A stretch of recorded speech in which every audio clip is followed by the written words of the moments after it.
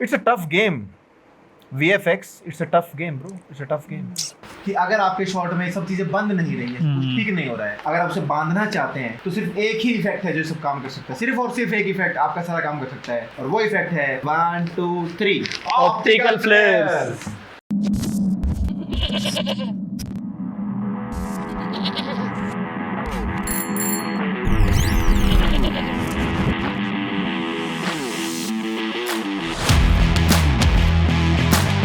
तो नमस्ते चाहने वालों, मैं आपका चहेता गौरव बनकू और आज हम बात करेंगे शर्माना म्यूजिक वीडियो के ब्रेकडाउन के बारे में। तो मेरे साथ है इनसाइड AKY और हिमांशु धर जो इस वीडियो के डायरेक्टर थे और मैं इस वीडियो का VFX डायरेक्टर। तो आज हम बात करेंगे कि शर्माना म्यूजिक वीडियो को हमने इस मुकाम तक कैसे पहुंचाया। तो वीडियो को शुरू करने से पहले हम आपको बताना चाहेंगे कि ये वीडियो एक 100% यानी कि 100% यानी कि 100% VFX वीडियो है, जिसमें कि कोई भी ऐसा फ्रेम नहीं है, कोई भी ऐसा शॉट नहीं है जिसमें VFX का प्रयोग ना किया गया हो। तो सभी इफेक्ट्स के बारे में आपको बताएंगे। शुरू करते हैं पहले इफेक्ट से, बताइए। तो सबसे पहले शुरुआत करते हैं टाइटल से। तो टाइटल्स हमने बनाए ब्लेंडर में।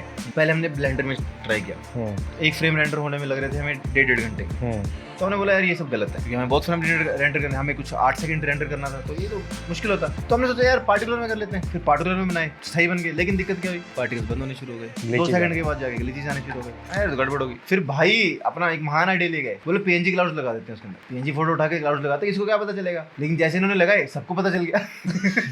टाइटल बनाने के लिए सबसे पहले हमने कैमरा एक हमने रफ शॉट ले लिया, इमेजिन करके ये टाइटल यहाँ रहेगा, ये टाइटल यहाँ पे रहेगा, ये टाइटल ऐसे रहेगा। फोन से हमने एक शॉट ले लिया, उसको कैमरा ट्रैक कर लिया और घूम फिर के हम वहीं पहुंच गए कि ये जो इफेक्ट है सिर्फ ब्लेंडर में किया जाए। फिर ब्लेंडर में जाके क्लाउड्स लगाए। जैसे गाने में VFX करने में दोस्तों हमें कुछ 4 महीने लगे हैं, तो टोटल जो बाकी VFX था हमने कर लिया था कुछ 4-1 दिनों में। बाकी इस रेंडर को टाइम लग गया, जो टाइटल्स वाला रेंडर था, तो हमें 4 महीने से टोटल लगे टाइम। सही बोला मैंने? ठीक है, आपकी बात में सच्चाई है लेकिन झूठ के अंदर। तो सारा जो टाइटल जो सीक्वेंस आपको दिखता है उसमें बहुत मेहनत लगी है और उसे ब्लेंडर में बनाया गया है। अब चलते हैं हम आगे नेक्स्ट इफेक्ट पर। तो जो अगला सेट है हमारा वो है थोड़ा हेम क्रीम टाइप का। आप भी जाने के होंगे हेम क्रीम क्या है। क्या है भाई हेम क्रीम? कोई मैं नहीं जाना, मुझे बता भाई क्या है हेम क्रीम? ये हमारी हेम क्रीम आइसक्रीम। आइसक्रीम? हाँ, तो कुछ ऐसा सेट सोचा था जिसमें मतलब आइसक्रीम लगी होगी चारों तरफ, पिघल सी रही होगी, तो कुछ इस टाइप का इफेक्ट सोचा था। तो उसके थोड़े कपड़े भी हमने ऐसे से रखे जैसे कि वो थोड़े कलरफुल से लगे, उससे मैच करे। काफी टेस्टी सेट। हाँ। ये एलिमेंट 3D में बनाया गया सेट और इसे कंपोजिट किया गया सीधे आफ्टर एफेक्ट्स के अंदर। तो मुझे सूत्रों के हवाले से खबर मिल रही है कि आइसक्रीम पहले पिघली नहीं हुई थी, उस आइसक्रीम को जो है पिघलाया गया है। तो दोस्तों चलते हैं अगले इफेक्ट की तरफ, जो है अगला सेट हमारा, जो कि है डेजर्ट वाला सेट, बास्केटबॉल सेट, जिसमें हमने इसकी ग्रीन स्क्रीन बहुत मुश्किल, क्योंकि जगह हमारे पास कम थी। अभी ये वहाँ से वॉक करके आ रहे हैं, आधी ज़्यादा ऑटो है इसमें, लड़की वहाँ से चल के आ रही थी, पीछे साइड में दरवाजा था, इसकी हमारी लिमिटेड थी। वहाँ से कोई लड़की चल के आती है, वॉक करके आती है, ऑपरेशन भी करती है, तो जहाँ जहाँ पर ग्रीन स्क्रीन नहीं थी वहाँ साइड ऑटो करनी पड़ी। पहले तो मैंने सोचा था कि जो बास्केटबॉल कोर्ट है वो रियल में फोटो खींच के लाएंगे, रियल शूट करेंगे, फिर उसका टेक्सचर लगा देंगे हम। फिर हमने रियल शूट किया लेकिन लाइटिंग नहीं मैच हुई, तो फिर हमने सोचा हम इसको 3D बना लेते हैं पूरा। तो ये जो टोटल आगे वाला जो पूरा सेट है वो 3D है, पीछे फिर उसको एक्सटेंड किया हुआ है। नहीं, सिर्फ 2.5D है, फोटोज को 3D करके पैरेलक्स फील पर ये बास्केटबॉल वाला वो तो 3D था, मेरे सामने लगाया तूने। बास्केटबॉल में 2D फोटो है, 2D है सर, सारा कुछ 3D बना के 2D फोटो निकाल ली होगी ना भाई? नहीं, 2D ही फोटो है, ये रियल फोटो है, बस ये शैडो मतलब अपना सेट रियल है बेसिकली। सेट रियल है मतलब 3D नहीं है। 80% रियल है, बस बेस और बास्केटबॉल 3D है, बाकी सब रियल फोटोज है। रियल फोटोज जिनको कंपोजिट किया हुआ है, जैसे कि जो आपका डेजर्ट हो गया, स्काई हो गया, वो सब चीजें। पर बास्केटबॉल 3D है, बास्केटबॉल 3D है, बास्केटबॉल 3D है भाई, बास्केटबॉल 3D। दोस्तों इसमें बीच में जो है एक दिल उड़ता हुआ आता है, उसके लिए हमने काफी कुछ खेला और खेलने से जो दिल उड़ता हुआ खेलता है, बीच में ऐसे उड़ता है, उससे पर लगे होते हैं, वैसे घूमता है। सिंगर चाहते थे कि इस शॉट में स्पेशली एक ऐसा कुछ आए, क्योंकि लिरिक्स भी ऐसे थे कि कुछ दिल का कुछ लव टाइप आए, तो हमको कुछ समझ नहीं आ रहा था, हमने थोड़ा बहुत दिमाग लगाया। मैंने फिर ये सोचा कि दिल कोई आसपास घुमा देते हैं, पीछे से 3D में से घुमा के और ऊपर उड़ा दिया। सो नेक्स्ट सेट हमारा हेलीपैड वाला, जिसमें डांसर्स डांस कर रहे हैं। एक हेलीपैड है, पीछे जो है कुछ एक स्ट्रक्चर है, वेब जैसा कुछ, एक पॉलीगन जैसा, और उस पे लाइट्स लगी हुई हैं और नाइट का सीन है। लेकिन इसमें आप बताएंगे शूट कैसे किया गया, सबको अलग अलग कैसे शूट किया गया और फिर उसका VFX कैसे हो, बताइए सर प्लीज। कि सबसे पहले हमने सबका ग्रीन स्क्रीन अलग अलग शूट किया है। क्या कारण रहा हमारा इसका? कारण ये रहा कि यार लिमिटेड जगह है, लिमिटेड जगह में 2 बंदा शूट कर रहे हैं तो कईयों के हाथ बाहर जा रहे हैं। हमने कहा भाई एक एक करके आ जाओ, बाद में देख लेंगे जी, हम अपनी मेहनत कर लेंगे, लेकिन यार बाद में कोई फायदा नहीं है। म्यूजिक चलाया और उस म्यूजिक पे सबको सब कुछ सेम करवाया। और इसको शूट करने के कारण और भी रहता है, डांसर्स को अलग अलग, सिर्फ अगर जगह आपके पास हो भी, फिर भी हम लोग कोशिश करते हैं कि हम डांसर्स को अलग ही शूट करें। अगर अलग एक इंडिविजुअल को अलग नहीं भी तो एटलीस्ट एक लेयर को या एक जो आगे वाली लाइन है उसको, रीजन ये रहता है कि अगर आगे आर्टिस्ट है पीछे आर्टिस्ट है तो हमें क्या है फिर f-stop बढ़ाना पड़ेगा, मतलब ब्लर कम करना पड़ेगा, क्योंकि आगे शार्प रहेंगे बंदे पीछे ब्लर रहेंगे तो उनकी ग्रीन स्क्रीन कटती नहीं है, क्योंकि आगे वाले शार्प ग्रीन स्क्रीन कटेगी पीछे वाले ब्लर कटेगी। तो हम लोग कोशिश करते हैं कि हम अलग अलग लेयर्स के अलग अलग डेप्थ को जो है वो अलग अलग ही शूट करें। तो उसके बाद जैसे ही फाइल्स आई ग्रीन स्क्रीन पे, उसके बाद हमने इसकी ग्रीन स्क्रीन हटाई और जैसे बताया कि लिमिटेड जगह थी, कहीं कहीं हमको रोटो भी करनी पड़ी इसकी। रोटो करने के बाद हमने ये जो बेस है, इसका बेस हमने बनाया था ब्लेंडर में, और मतलब 3D इसमें सारा कुछ बेस 3D मैक्सिमम 3D है भाई इसमें। इसमें सब 3D है, सब 3D सब 3D बंदे तो है ना, लेकिन बंदे तो रियल है, बंदे रियल है। हाँ। ठीक है, तो हमने पहले सारा स्ट्रक्चर और ये जो बेस है ये सारा कुछ हमने ब्लेंडर में क्रिएट कर लिया था, और उसके बाद हमने लेकिन कंपोजिट ब्लेंडर में नहीं करा, हम इसको ले आए वापस एलिमेंट 3D में, तो क्योंकि हमको वहाँ पे ज़्यादा फ्रीडम मिल रही थी। एलिमेंट 3D में ले आए और हमने वहाँ पे टेक्सचरिंग करी, लाइटिंग करी। एलिमेंट 3D के फैंस प्लीज कमेंट कीजिए, एलिमेंट 3D जिंदाबाद, Element 3D rock, #Element 3D, #Andrew Klemmer. Oh ये क्या है? गुरु का नाम ले लिया, कानों बाहर लगा ले भी। सॉरी, गुरु का नाम आगे से नहीं लेना, भाई जिंदा है वो। भगवान मानते हैं ना, ऊपर अच्छा, सीधे उनको ठीक है। भगवान ही है, वीएफएक्स के गुरु क्या भगवान, वीएफएक्स गॉड है यार, बंदा बात ही खत्म हो गई। जो इफेक्ट है गौरमन, प्लीज ये बताइए ये इफेक्ट बंद कैसे रहा है प्रॉपर? जैसे सब कुछ अलग अलग था वैसे, लेकिन बंधा बंधा लग रहा है, बिल्कुल जुड़ा जुड़ा लग रहा है, कैसे हुआ? अब ये जो जितनी रियलिस्टिक फील आ रही है इसके अंदर, वो नहीं आ पाती अगर ये शॉट नहीं बनता किस चीज से? ऑप्टिकल फ्लेयर्स। ऑप्टिकल फ्लेयर्स। सो देखिए दोस्तों, जो भी वीएफएक्स कर रहे हैं और काफी टाइम से कर रहे हैं, वो लोग ये सच्चाई जानते हैं कि अगर आपके शॉट में सब चीजें बंद नहीं रही हैं, सब कुछ ठीक नहीं हो रहा है, अगर आप उसे बांधना चाहते हैं तो सिर्फ एक ही इफेक्ट है जो सब काम कर सकता है, सिर्फ और सिर्फ एक इफेक्ट आपका सारा काम कर सकता है, और वो इफेक्ट है 1 2 3 ऑप्टिकल फ्लेयर्स। ठीक है, वो बांध देगा पूरे इफेक्ट को आपको। तो हमेशा ऑप्टिकल फ्लेयर्स का इस्तेमाल करना सीखिए और यहाँ से लगाइए और बंद जाइए। डन, चलिए नेक्स्ट। बहुत अच्छा। ऑप्टिकल फ्लेयर्स के अंदर हमने थोड़ा फ्लिकर भी डाला है, थोड़ा रियलिस्टिक फील के लिए, फील देने के लिए। और शैडोज के बारे में प्लीज बताएं आप, जो आर्टिस्ट की शैडोज हैं। फिर से मुझे सूत्रों से खबर मिल रही है कि जो शैडोज होनी है आर्टिस्ट की, वो काफी तो जो ग्रीन स्क्रीन पे हमने शूट किया था वहां से निकाली गई, और काफी जो वो एक शैडो नाम का प्लगइन होता है, उससे निकाल लिया। चलते हैं अगले इफेक्ट की तरफ। तो हमारा जो अगला इफेक्ट है वो है पिरामिड वाला। सबसे पहले हमने लड़की को कहा कि भाई ऐसे बैठना, ऐसे महारानी बैठी हो। उनको बिठाया, हमने एक्सप्रेशन कैसे बताया कि भाई मतलब रोमांटिक सा फील सा रहा है कुछ, तो उसमें उनसे एक्सप्रेशन करवाए, लाइटिंग उस हिसाब से करी तो ऐसे लगे कि वो पिरामिड वाली जैसे वो लोकेशन होती है जैसे साउथ अफ्रीका, इजिप्ट, तो वहाँ पे मतलब वैसा सा फील रहे, मतलब गोल्डन सा फील रहे। तो ऐसा कुछ लाइटिंग करके हमने पीछे पिरामिड्स लगाए और पीछे एक सन लगाया और बांधने के लिए ऑप्टिकल फ्लेयर लगाया। ये सन आप बताओ, सन और पिरामिड। हाँ, ये जो 3D है पूरा, ये सन और पिरामिड बताओ ये कैसे बनाएंगे? तो ये बनाने के लिए इसका आइडिया माइंड में था क्लियर कि कैसा सब बनाना है, तो ये जल्दी बन ही गया था, एक दिन में, मतलब 3-4 घंटे में बन गया था ये सेट। कभी भी आप सन लगाते हो ना सनसेट पे, उस पे हल्का सा आप एक क्लाउड रखो ब्लैक कलर का, बहुत प्यारा लगता है, एस्थेटिक। हाँ, एस्थेटिक लगता है और डिटेल ऐड करता है आपके तेरी ऐसी की तैसी नमक छिड़क रहा है उसमें। ठीक है, तो वो आपको करना चाहिए। और उसके अलावा जो है पीछे पिरामिड जिन्होंने ऐड की है, पीछे जो स्काई दिया उसको ग्रेडियंट दिया ताकि जो हम टोन चाहते हैं वो हमारे पास टोन आ जाए। और लास्ट में बांधने के लिए हमने इस पे लगाया ग्लो इफेक्ट, जो सिंपल आफ्टर इफेक्ट्स का ग्लो आता है। तो अगले शॉट की तरफ बढ़ते हैं, जो है हमारा डेजर्ट का।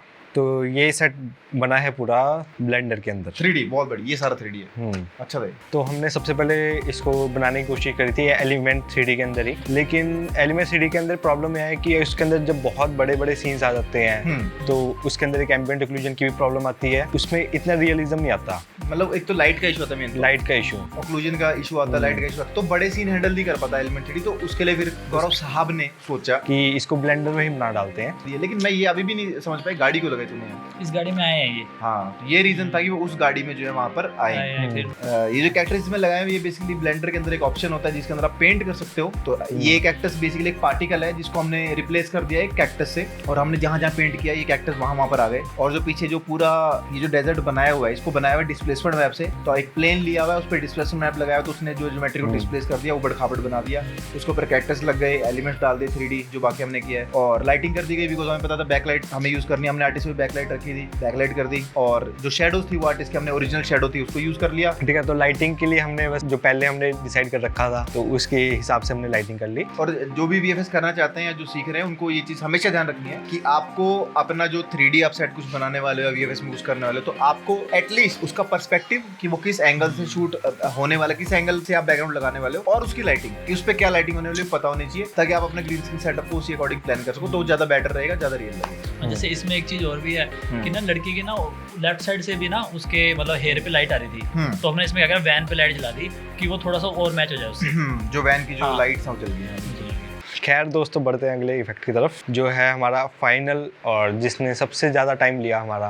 मतलब ये सारे तो हो गए थे महीने, 1-1.5 महीने के अंदर, उसने हमारे 2.5 महीने लिए उसने। 2.5 महीने लिए। तो इसमें प्रॉब्लम ये आई थी कि हमने जैसा इनिशियली सोचा था सेट कि वैसा बनाएंगे, तो वो चीज़ हमने बना ली लेकिन वो अच्छा नहीं लगा। गुरप्रीत, आप एक बात बताओ, जो ये वाला अपना जो पोर्शन है यहाँ पर हम लगा देते हैं बिल्कुल जो घटिया सेट हमने पहले बनाया था, वो लगा सकते हैं? लगा सकते हैं ना गौरव?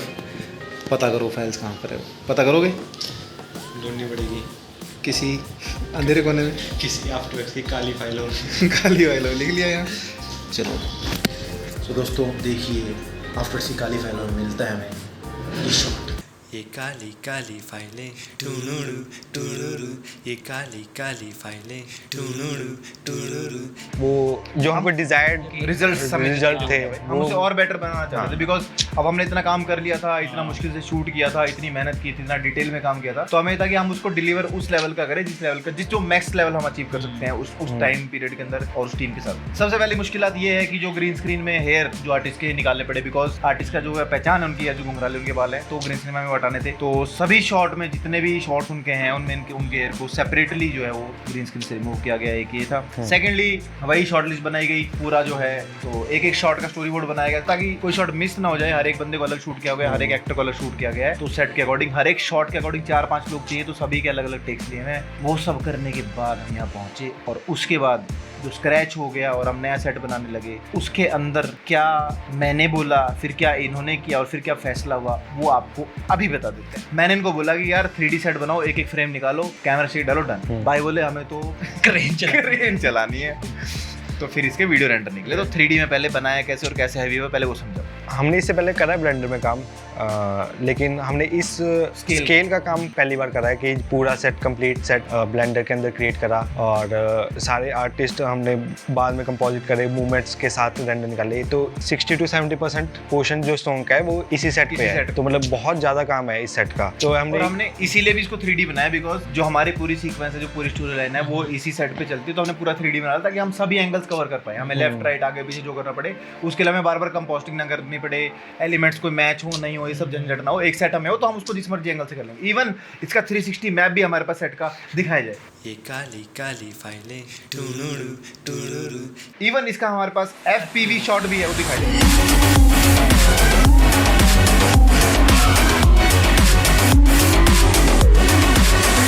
Dark Wave.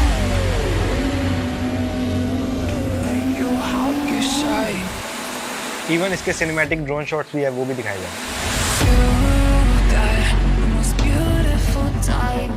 कुछ चीजें मैं आपको बताऊंगा। देखो, जो मूविंग शॉट्स हैं, जो वीडियो वाले शॉट्स हैं, वो तो बहुत सही है क्योंकि उसमें पैरेलैक्स भी आएगा, पर्सपेक्टिव भी चेंज होगा। हमने वीडियो रेंडर किया, उसमें सभी आर्टिस्ट को कंपोजिट किया, सही है। बट काफी बार क्या होता है, आपको स्टिल शॉट्स निकालने पड़ते हैं। तो उसमें हमने एक बहुत इंपॉर्टेंट चीज सीखी कि स्टिल अगर कैमरा है तो आप फोटो निकाल लो, बट उसमें एक प्रॉब्लम है कि अगर कोई भी चीज मूव नहीं करेगी सेट पे तो सेट फोटो जैसा लगेगा। तो वहां पर आपको क्या करना है, जैसे पेड़ है पीछे, तो पेड़ों का रेंडर निकालो अलग कि पेड़ जो है हवा में मूव कर रहे हो, पत्ते थोड़े से हवा में मूव कर रहे हो। उससे क्या होता है, वो सेट जो है फोटो से वीडियो में कन्वर्ट हो जाता है। तो बाकी सारी फोटो, बट वो सिर्फ पेड़ मूव या सिर्फ पंछी मूविंग, ऐसे एलिमेंट जो आप ऐड कर सकते हो अपनी फोटो को वीडियो जैसा रूप देने के लिए। सेट बनाना शुरू किया हमने, तो हम बैठे, हमने सेट बनाना शुरू किया। हमने 2 एलिमेंट्स लगाए, बढ़िया लगा, 3 एलिमेंट्स लगाए, बड़े तेज चला 10-12 एलिमेंट्स लगाने के बाद कंप्यूटर थोड़ा सा स्लो होने लगा। हमने चलो थोड़ा हैवी होगा, चक्कर नहीं। 10-12 के बाद 20-25 लगाए तो कंप्यूटर धीरे धीरे करते घुटनों पे तो आ ही गया, साथ में स्क्रीन पे एक साइन आया ऐसे। तब हमें समझ में आया कि बहुत ज्यादा हैवी हो गया कि हम कुछ गलत कर रहे हैं। लेकिन एट लास्ट जिगरे और हौसले के साथ इस सेट को कंप्लीट किया गया। ये यार ये वाइन जो ये पत्तियों वाला बताओ आप लोगों ने कैसे, मेरे को नहीं पता कैसे किया। सो दोस्तों, एक बहुत ही एडवांस लेवल की चीज है जो इन नौसिखियों के बस की बात नहीं है, तो उसके लिए हम अपने उस्ताद को बुला रहे हैं नवी जोशी। बताओ नवी, क्या किया ये? तो ये एक स्क्रिप्ट थी है डिजाइन डेटा के नाम से, तो वो डाउनलोड करी थी। तो ज्योमेट्रिक नोड के अंदर ही होती है वो, तो बस उससे हमने ऑब्जेक्ट सेट करा था, तो वो अपना ऑब्जेक्ट्स लेके वहाँ पे चिपक दिए थे। ठीक है, मतलब उसकी ज्योमेट्री के हिसाब से वो अपनी शेप डिसाइड कर लेता है। मतलब इसको आप किसी भी शेप पे लगा, वो आपका पोल है, वो दीवार है, कुछ भी कहीं पर भी आप उसको लगाओगे तो उसकी शेप के अकॉर्डिंग वो उसके ऊपर ये ऐसे पत्तियां लगा देगा। ऐसे कुछ था नवी। फ्रूट बास्केट हमने 3D में क्यों लगाई? हाँ, जैसे आप देख सकते हैं आर्टिस्ट जहाँ बैठी हुई है वहाँ पर साथ में, और इवन जब सिंगर भी उस पर आके बैठते चेयर पे, चेयर रियल है by the way, chair real है। चेयर रियल है, बट साथ में हमने जो है फ्रूट्स रखे भी थे वहाँ पर, बट फिर भी इन्होंने फ्रूट बास्केट तो 3D में लगाई, वो क्यों लगाई वो ये बता सकते तब जो फ्रूट थे वो ग्रीन थे। तेरी ऐसी की तैसी ग्रीन फ्रूट था सच में क्या? पाइनएप्पल। तो बहुत ही ग्रीन पाइनएप्पल यूज किया गया ताकि शाम उसकी रोटो करनी पड़ेगी एयर फ्रेम में, तो उसको अवॉइड किया गया और उससे वो पूरा ये तो खर्चा गया। पहले पाइनएप्पल मंगवाए, कीवी मंगवाई साली। पर ये ऐसी गलती कैसे हो सकती है? महान वीएफएक्स डायरेक्टर जब हमारे बीच में बैठे ऐसे। लेकिन उसमें प्रॉब्लम ये आ गई थी कि वो थोड़ा सा अलग उस पे था प्लेन पे, तो हाँ पर्सपेक्टिव मैच करने में प्रॉब्लम हो रही थी। फिर लाइटिंग में मुझे पता है थोड़ा सा इशू आएगा, फिर वो शैडोज उसके नीचे लगानी है, तो 10 पंगे और थे, तो फिर उसको हटा करके फ्रूट्स अलग से ही लगा दिए गए। Good Navi, thank you so much. Next चलते हैं। इसमें कितने एसेट्स यूज करे भाई आपने? दोस्तों इसमें बहुत सारे एसेट्स यूज किए गए हैं। नवी जोशी बोल रहे उन्होंने गिने ही नहीं, गिनती नहीं है एसेट्स। पता नहीं कहाँ कहाँ क्या क्या लगा रखा है, कहीं पेड़, कहीं पत्ती, कहीं पोल, कभी कुछ कभी कुछ। ये एक चीज़ है, बहुत सारे एलिमेंट्स को इस्तेमाल किया हुआ है। और एज एन आर्ट डायरेक्टर मैं समझाऊंगा आपको कुछ चीज़ें। तो एक तो साइड जो है सिमेट्रिकल, ऐसे आपको नजर आ रहा होगा, जैसा लेफ्ट को वैसा राइट को है। सिमेट्री जो है फोटोग्राफी और सिनेमेटोग्राफी में काफी यूज होती है, और ब्लेंडर में भी कैसे यूज होती है वो बताएंगे। मिरर इफेक्ट बता भाई। तो हमने इसको डुप्लीकेट कर लिया था सारे को एक साथ से, उसको मिरर करके दूसरा कॉपी पेस्ट करना है नॉर्मल। मतलब जो हमने एक तरफ का सेट बनाया उसे मिरर कर दिया तो राइट साइड भी जो सेट बन गया। ये काफी कॉमन टेक्निक है जो 3D में यूज होती है, जिसके अंदर आप लेफ्ट साइड का सेट बनाओ, राइट साइड यहाँ पे लाइन भी दिखेगी। लेकिन इसमें कुछ पौधे आगे पीछे कर दो, थोड़ा सा कर दो कि जिससे सिमेट्री बिल्कुल ना लगे, तो जिससे ऐसे लगे थोड़ा आप रैंडमनेस डालते हैं। जो नीचे बेस में हमारा कारपेट है वो पूरा एक बस प्लेन लिया हुआ है हमने, और उसके ऊपर टेक्सचर मैप लगाया हुआ है एक कारपेट का। और जो ये जो अपने जो पीछे एक्टर्स हैं, इनकी जो रिफ्लेक्शन वगैरह है वो आफ्टर इफेक्ट्स में करी गई या फिर ब्लेंडर में करी गई? ये हमने आफ्टर इफेक्ट में एक बहुत ही यूजफुल एक मैं देखो इस वाइल्ड गैस, ये मुझे लगता नहीं, ये अनएक्सपेक्टेड था कोई प्लगइन होगा जिसका नाम शायद रिफ्लेक्शन ना हो, रिफ्लेक्ट ना हो गई, ऐसा कुछ नाम तो नहीं था कहीं प्लगइन का? बिल्कुल सही जवाब है। रिफ्लेक्शन लाने के लिए रिफ्लेक्शन नाम का एक प्लगइन आता है। जैसे शैडो बनाने के लिए शैडो नाम का प्लगइन आता है, वैसे रिफ्लेक्शन बनाने के लिए रिफ्लेक्शन। वाओ मैन, जो ये सारी जो पावर्स आ रही हैं, जो ब्लू पावर, ऑरेंज पावर, ये सब पावर्स का क्या खेल है? पहले तो ब्लू और ऑरेंज का क्या खेल है समझाओ, कि कैसे सोचा गया है कि कौन सी पावर कैसे रखनी है? It was a wild gas. It was a wild gas. कोई वाइल्ड गैस नहीं था, हमने डिसाइड किया था कि जो ब्लू वाली पावर्स है वो रहेंगी सिंगर की, और जो ऑरेंज वाली पावर्स रहेंगी वो रहेंगी हमारी मॉडल की। उसके अलावा जो पावर जाती हैं ये मोस्टली स्टॉक फुटेज भी यूज करी हुई है, पार्टिकल इफेक्ट्स भी यूज करे हैं, बहुत सारी चीजों को कंपोजिट करके कंबाइन करके, टर्बुलेंट डिस्प्लेज को, हीट हेज को कंबाइन करके, बहुत सारे ऐसे एलिमेंट्स को डिफरेंट टेक्निक्स को कंबाइन करके इनको बनाया गया है।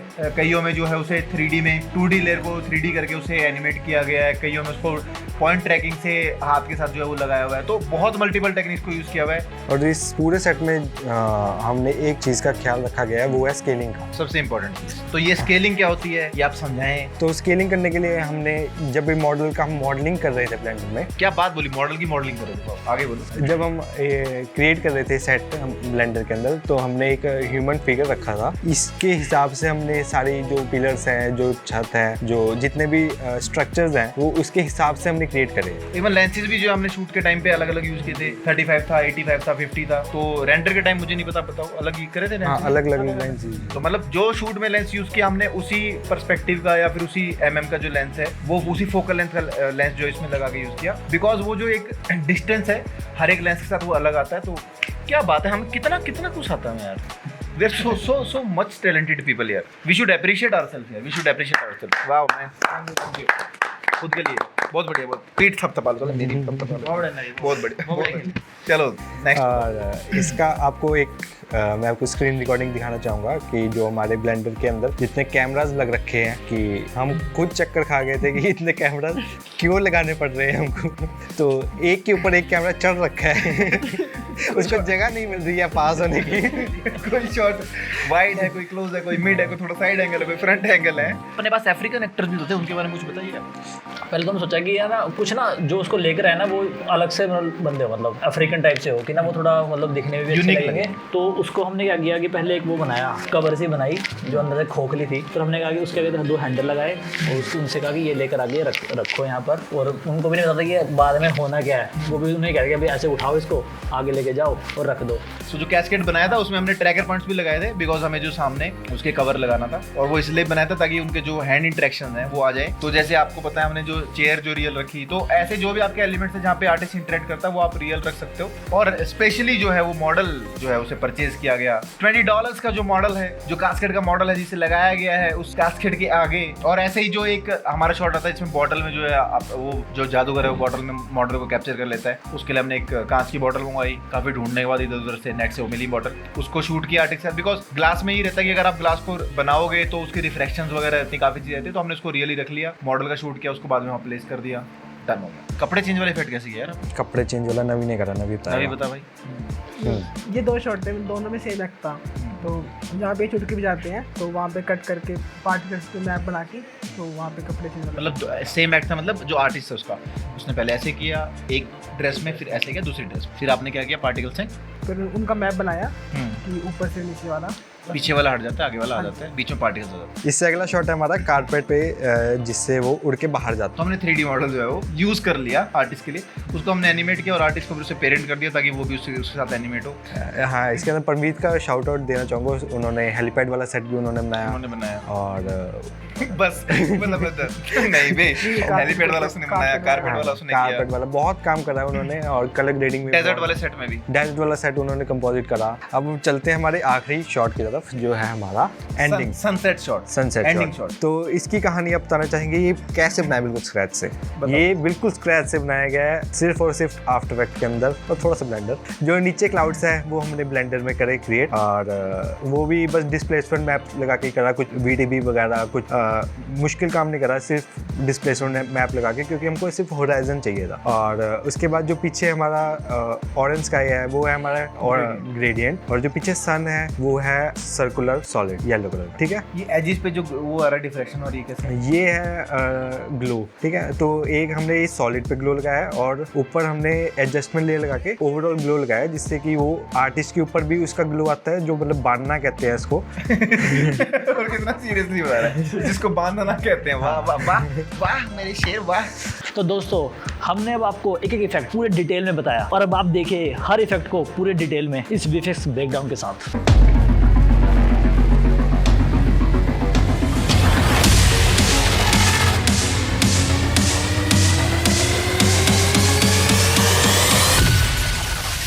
Dark Wave.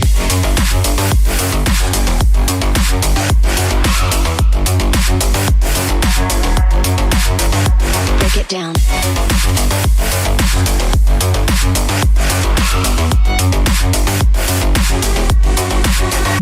Dark Wave.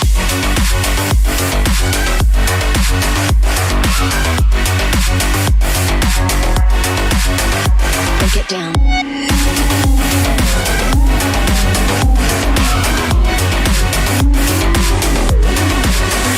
Dark Wave.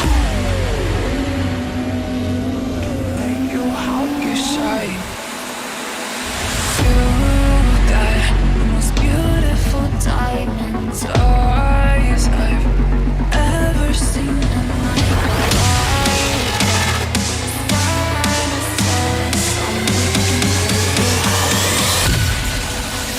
Dark Wave.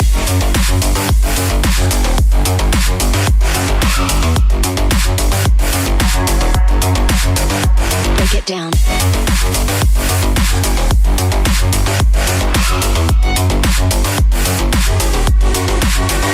Dark Wave.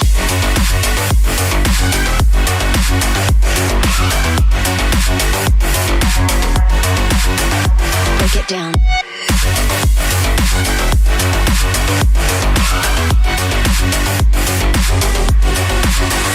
Dark Wave.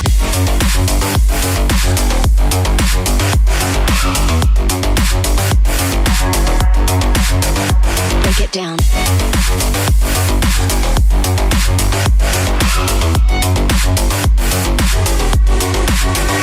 Dark Wave.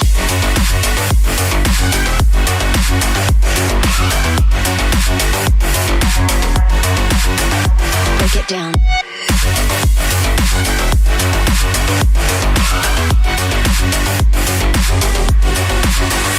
Dark Wave.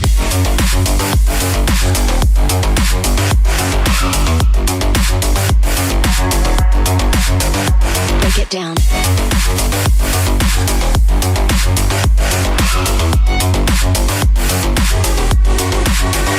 Dark Wave. सो दोस्तों ये था VFX ब्रेकडाउन ऑफ शर्माना, जिसके सिंगर है Mantu Shuriya. VFX and video by Inside Motion Pictures. कैसी लगी आपको ये हमारी पटकथा, जो गाथा हमने गाई है VFX की, कैसी लगी कमेंट करके बताएं, और चैनल को सब्सक्राइब कीजिए ऐसी और बेहतरीन वीडियोस के लिए। लाइक कीजिए इस वीडियो को, कमेंट करके बताइए कि कैसी लगी। ऑफ कोर्स बहुत ज़्यादा मेहनत लगी, बहुत ज़्यादा जिगरा लगा, बहुत ज़्यादा दिमाग लगा, प्रॉब्लम सॉल्व लगी ये वीडियो को बनाने में। आई होप कि आपको पसंद आएगी, आपने प्यार अपना लुटाया है वीडियो पर, ब्रेकडाउन पे भी लुटाइए प्यार। मिलते हैं आपको अगली किसी वीडियो में। Until then this is Inside Motion Pictures, will see you next time. Until then take care, bye bye. Bye bye. तो मेरे साथ है इनसाइड AKY और हिमांशुधर, जो इस वीडियो के डायरेक्टर थे, और मैं इस वीडियो का VFX डायरेक्टर। हम थे और ये है सू है। हम तो थे भाई, ये तो है, लेकिन अभी ब्लूपर्स बढ़िया बन रहे हैं। अच्छा, अच्छे लग रहे हैं मुझे ब्लूपर्स, बहुत मजा आ रहा है मुझे ब्लूपर्स सुन के। वाह वाह वाह। चल रहा ठीक है। आगे। तो फिनिशिंग टचेस के लिए पहले मैंने बना लिया था पूरा सेट, तो लास्ट में अखिल सर आए, कहते कि अभी कुछ कमी लग रही है, अधूरा सा लग रहा है, खेल जाए इसमें। ठीक है। तो इन्होंने अपने फिनिशिंग टचेस करे, मैं खुश था उस चीज से बिल्कुल खुश था। मेरे को कुछ प्रॉब्लम नहीं थी कि मैंने करा, मेरे को कुछ बुरा नहीं था कि आपने आके और अच्छा कर दिया, ठीक था। नहीं मुझे हाँ, बोलो। इन्होंने उसके बाद मेरी वीडियो वापस इंपोर्ट करी और दोनों के कंपैरिजन दिखा रहे हैं पूरे के पूरे ऑफिस में वो चीज मुझे बिल्कुल बुरी। ये जो लड़का ब्लेंडर में काम कर रहा था, तो मैंने उसको बोला, मैं क्या तू सेट बना रहा है, इस सेट में थोड़ी सी कुछ कमी है, इसको ना सेट कर लेते हैं, थोड़ा सा चेंज कर लेते हैं। कह रहा सर इसको पोस्ट प्रोडक्शन में कर लेंगे। तो सारे तो भाई मेरे ब्लेंडर का पोस्ट प्रोडक्शन हिस्सा नहीं है क्या? मतलब पोस्ट प्रोडक्शन में करने का क्या मतलब, ब्लेंडर में काम तो करा, पोस्ट प्रोडक्शन ही तो है। देखिए हम VFX आर्टिस्ट के लिए ब्लेंडर के बाद जो स्टेज आती है उसको हम पोस्ट कंपोजिंग को जो हम पोस्ट प्रोडक्शन का नाम दे रहे हैं। तो यहाँ पे एक और भी प्रॉब्लम आई थी कि थोड़ा सा बर्न निकल गए थे हमारे सेट, तो हमने मतलब बाद में कलरिस्ट देख लेगा इस चीज को। और सोच के देखो, जो 3D के रेंडर्स निकाल रहा है वो बोले कलरिस्ट देख लेगा, उसको ये नहीं पता कलरिस्ट वो खुद ही है। वही बाद में जाके दूसरे पीछे बैठ के ग्रेडिंग कर रहा है अपने आप को बोल रहा हूँ भाई इसको दबा लिया थोड़ा। नहीं ऑप्टिकल नहीं लग रखा इसमें, ग्लो से बंधा हुआ है। अगर इसमें ऑप्टिकल लगा हुआ तो क्या आप अपनी VFX डायरेक्टरी छोड़ेंगे? यार लगा होगा, कहीं ना कहीं लगा होगा, ग्लो से बंधा हुआ, मेरे को याद भाई है। ये किसी से भी हो, इसमें ऑप्टिकल लगा होगा, बात ही ऑप्टिकल खत्म लगा हो चुकी होगा, है। इसमें देखना चाहिए। ऑप्टिकल लगा ही होगा।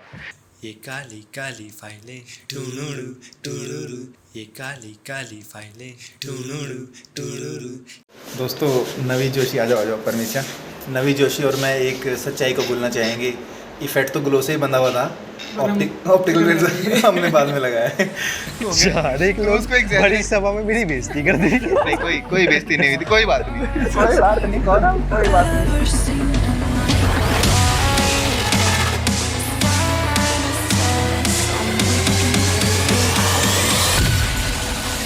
Darkwave.